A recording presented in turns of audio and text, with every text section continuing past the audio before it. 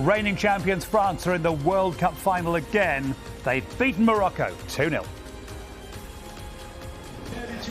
An incredible journey for Morocco has come to an end. They'll exit Qatar as the first Arab team and the first African team ever to reach the semi-finals.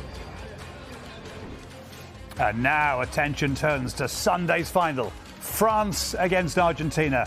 Mbappe versus Messi.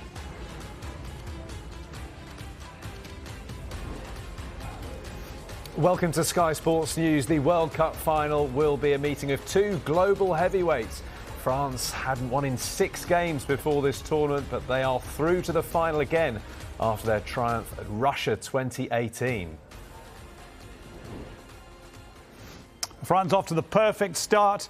5 minutes in, Theo Hernandez volleyed them in front from close range, sparking celebrations for France fans around the world. He was the first opposition player to score against Morocco at this World Cup. The other goal they conceded was an own goal. Their captain, Romain Saïss for Morocco, off with a hamstring injury before a brilliant overhead kick from Jawad Al-Yamik almost brought them level.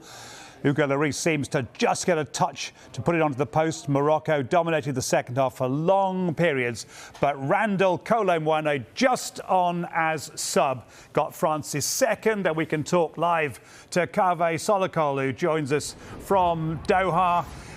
It wasn't easy. 5 minutes in, 1-0. You thought it might be easy, but Morocco fought all the way, Kaveh. Yes, they did. I thought Morocco played very, very well. I thought they gave France a harder time than England did a few days ago at this same stadium. A lot has been made about the fact that Morocco are the underdogs. A lot of people have been writing them off. But I think we've got to give them the credit and the respect that they deserve. They're a very, very good side. They're ranked 22nd in the world. I think in the past 2 or 3 years, they've only lost twice. So I know some people, me included, who don't know much about Moroccan football, may have been surprised by how well they've done at this World Cup, but their supporters aren't. Their supporters always believed, OK, they didn't think they were going to end up in the semi-finals, they didn't think they were going to end up winning the World Cup, but they always believed that Morocco were going to have a very, very good World Cup. And even though they've lost tonight, they proved what a great footballing side they are, just because of their performances against Belgium, against Portugal, against Spain, finishing top of their group as well. And it just shows you how good African football is. You know, the days are long, long gone where football is just about teams from Europe and teams about South America. This is what this World Cup has taught a lot of people, me included, that there are very, very good sides all over the world. We've seen it. Some of the results we've had at this World Cup have been amazing. We're all talking about how great Argentina are and what a brilliant side they are. But don't forget, their opening game, they lost to Saudi Arabia. One more quick one on Morocco before I move on to France. Kaveh, we've all talked about Morocco being really tight, really hard to score against, well organised. But having gone a goal down 5 minutes in, they had the majority of the possession against the reigning champions. They did, absolutely. And also they had the whole stadium behind them. I think about 99% of the people in the stadium were Morocco supporters, and that made a little bit of a difference as well. But you make a great point there. From where I was sitting during that game, it was Morocco who were playing a lot of the exciting football. It was Morocco who were attacking, especially down the right, because great player that Kylian Mbappe is, he does absolutely no tracking back, zero. When France don't have the ball, he does nothing, which is why Morocco was so dominant down that flank, creating so many chances through Hakimi and Ziyech as well. A lot of people thought this Morocco side were just defensive. People were comparing them to the Greece side that won the Euros in 2004. Not at all. They are very, very disciplined. They are very, very good defensively, although, of course, tonight they had major injury problems in defence. But they do play great attacking football as well, and they created a lot of chances this evening. France, of course, have had their injury worries as well and had to make a couple of changes for tonight with Rabiot and Upamecano ill, so they can strengthen as well before what is now really a mouth-watering a proper heavyweight final on Sunday, which I think Carve, although the picture is frozen for you at home, I think, Carve, you're still hearing me. What a final to look forward to. It is. Look, this is the dream final as far as the organisers were concerned. I think everybody at FIFA will be licking their lips. France versus Argentina. Lionel Messi against Kylian Mbappe. Will Lionel Messi finally win the World Cup and silence all those doubters who say he can't be as good a player as Diego Maradona was, for instance, or Pele, because he's never won the World Cup? Look, this is the final that FIFA wanted. This is the final that all the sponsors wanted. As far as the Qatari organisers are concerned, yes, it's a dream final for them as well, but they are absolutely delighted that Morocco have got this far, because they thought it was really, really important that at the first Arab World Cup there was an Arab country that all Arab supporters could get behind. And make no mistake, Morocco have been the best supported team at this tournament by far. Now, just going back to your question, and France, yes, of course, it's a mouth-watering final. I just get the feeling whenever I've watched this France side, as well as England played, as well as Morocco played this evening, I never get the feeling that France are going to lose. They just have so many good players, not just Mbappe, but Antoine Griezmann, who's just been fantastic. And I always get the feeling that when push comes to shove, they can just click up another gear and score another goal. And that's exactly what they did this evening. They scored early, then they were under a lot of pressure, but as time was running out, as you thought maybe Morocco were going to get an equaliser, Didier Deschamps made a few changes. They went up the other end, scored 2-0, game over. Same against England. I thought England, of course, played well, but I never got the sense that France were going to lose that game. So this France side are a very, very special side, even though they're without Benzema, Pogba, Kante.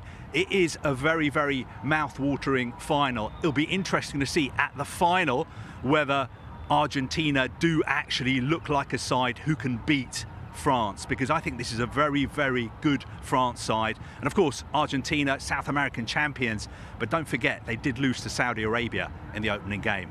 Indeed, and your point emphasised by Eintracht Frankfurt's Randall Kolo Muane, about whom nobody had been talking pre-tournament, getting the crucial clinching second goal. Thanks very much indeed, Carve. Morocco miss out on becoming the first country from Africa to reach the World Cup final. A big Moroccan community in London have been watching the game tonight. Let's go live to Aisha Zaid now. And Aisha, so much for Morocco fans to be proud of this tournament, but tonight ultimately ends in disappointment. Absolutely. They've ended up being deflated here. They had such confidence to begin with, but it just didn't go the way they wanted it to. Although there were so many moments where Morocco did get close to scoring, it just didn't happen. So we've managed to keep hold of a couple of supporters. Thank you very much for staying to chat to us. I mean, Zara, let's start with you. You told me you were close to tears by the end of the game. Yeah, but I've had to force them back up. I'm wearing eyeliner today, so no, I'm actually really devastated. I was rooting for Morocco, and just not seeing them win, it's been really upsetting. So, yeah. And where do you both think it went wrong? Definitely striking, getting the ball in the net. Defence was really good, but then they couldn't score. So, definitely agree. Defence is really strong, but striking just unlucky. But I feel like they still did really well. I'm still proud of them. They still made history. Like, next time, inshallah, it won't just be Morocco. It'll be Morocco, Tunisia, Algeria, Morocco, Algeria, Tunisia. So, like, I'm so proud of them. They did really, really well. So absolutely that. I mean, this was such a significant game. Yeah, 100% went down in history, and I'm super proud of them. And yeah, next time. We just moved down the line. How are you two feeling about today's game? Well, Zara, we're very disappointed, clearly heartbroken like everyone else, but we're so proud of the Atlas Lions. They've done tremendously this tournament, and hopefully next World Cup it'll be the final for us. I'm not Moroccan myself, but I was here to support, the underdogs of the tournament, and to take revenge against the team that knocked England out. It was very unfortunate. They were lacking in the final third, but hopefully they'll come back stronger next time.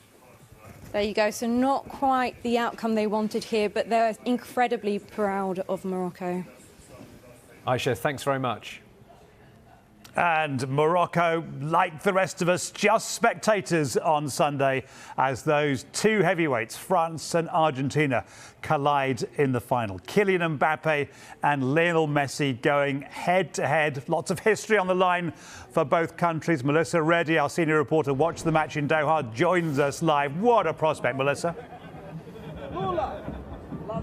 It is the heir to the throne, who already has a World Cup title to his name, or the player that's been the best in the world for as long as we can remember, who doesn't have that status, but in my opinion doesn't actually need it. Is he going to come up on top? We're speaking about that Mbappe-Messi battle, but I think that final is so much more. I have followed Argentina and France from their very first training session, and the contrast between them is actually quite incredible. At that Argentina training session, their entire press pack was talking about this is the chance for Messi to win the World Cup. They had that feeling.